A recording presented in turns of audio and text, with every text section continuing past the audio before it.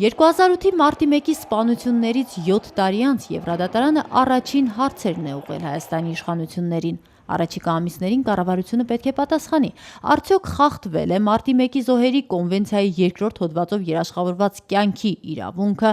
արդյոք նրանց մահը այնպիսի ուժի գործադրման արդյունք է, որը եղել է բացարձակ անհրաժեշտություն, արդյոք ներպետական ատյաններում քննությունն ընթացել է եվրոպական կոնվենցիայի խախտումներով եւ արդյոք սպառված են եղել երկրի ներսում արդյունավետ քննության հասնելու հնարավորությունները։ Բողոքարկման գործընթացին չի միացել միայն Ռոբերտ Քոչարյանի կողմից հետմահու պարգևատրված ոստիկանության սպա Համլետ Թադևոսյանի ընտանիքը։ Մյուս 9 զոհերի հարազատները 4 տարի առաջ ուղարկած գանգատներով Եվրադատարանից պահանջել են ճանաչել կյանքի, խոշտանգումներից ու անմարդկային վերաբերմունքից զերծ մնալու, արդյունավետ քննության, համարժեք փոխհատուցման եւ այլ իրավունքների խախտումները։ Հարց ու պատասխանի փուլերին պետք է հաջորդի վճիռների փուլը։ Մարտի 1-ի քրեական գործը Հայաստանում ոչ կարճված է, ոչ կասեցված։ Քննչական մարմինները պարբերաբար հայտարարում են, որ նախաքննությունը շարունակվում է։ Համոզիչ պիտի լինի այդ պատճառաբանությունը, որ նախաքննությունը շարունակվում է, մենք անպայման գտնելու ենք, ասենք, այդ 4 հրազենը օգտագործող կամ մարտական զենքն օգտագործող 4 անձանցից այն 3-ին, որոնք իրականացրել են այդ, ասենք թե, սպանությունները։ Եվ այսքան տարին բավական չի եղել, որ մենք 4-ից հանենք 1 եւ գտնենք 3-ը, օրինակ։ Բաց ինել են, հիմա եթե դատարանը վճիռներ կայացնի այս գործերով, դա որևիցե ռեգրեսիվ պատասխանատվություն ենթադրում է, թե զուտ նորից պետբյուջեից պիտի փոխհատուցեն եւ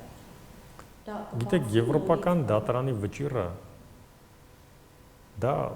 արդարացի փոխհատուցումը չի։ Արդարացի փոխհատուցումը երրորդական, չորրորդական նշանակություն ունի։ Ամենակարևորը իրավունքի հարցն է, որ պետությունը պարտավոր է վերականգնել մինչև իրավունքի խախտում եղած դրությունը։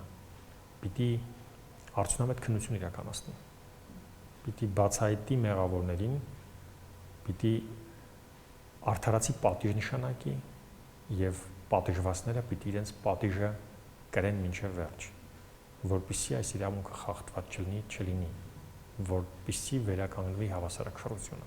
Իսկ եթե կառավարությունը չանի դա, եթե պետությունը, եթե իշխանությունները չեն կատարում եվրոպական դատարանի վճիռը, ապա դա ենթադրում է, դա հանգեցնում է իրավունքի խախտման շարունակականության։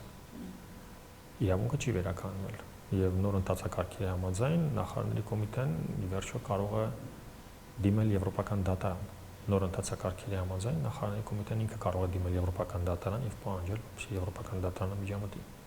կրկին անգամ։ Փաստաբանը տարակուսելի է որակում, որ 4 տարի առաջ ուղարկված գանգատների քննությունը այսքան ուշացումով է սկսվում։ Իսկ ընդդիմադիր Հայ ազգային կոնգրեսի իրավական հանձնաժողովի քարտուղար Արմեն Խաչատրյանի կասկածները Հայաստանի արդեն նախկին ազգային դատավորի բացասական դերակատարության վերաբերյալ ավելի են խորացել։ Ես ավելի քան այս բանին համոզված եմ,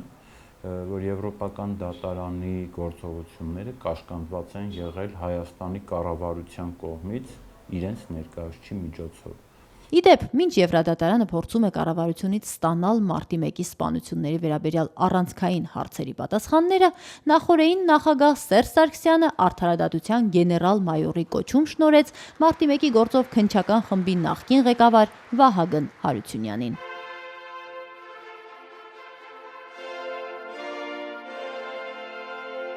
Վահագն Հարությունյանն այն անձնավորությունն է, ով երկար տարիներ կոծկել է մարտի 1-ի սպանությունների գործը, պարտակել է, հանցավոր անգործությամբ ու նաև գործողություններով պարտակել է սպանությունների էջը։ Վահագն Հարությունյանն այն անձնավորությունն է, ով քննչական խմբի ղեկավարը լինելով բազմաթիվ մոտ 200 շինծու քրեական գործ է հարուցել։ Եվ այսօր իշխանությունը հայտարարեց Վահագն Հարությունյանին գեներալ-մայորի կոչում տալով հայտարարեց, որ ինքն էլ չի փակում մարտի 1-ի էջը։ Ինքը դրանով հայտարարեց, որ ինքը լավ է արել, որ արել է։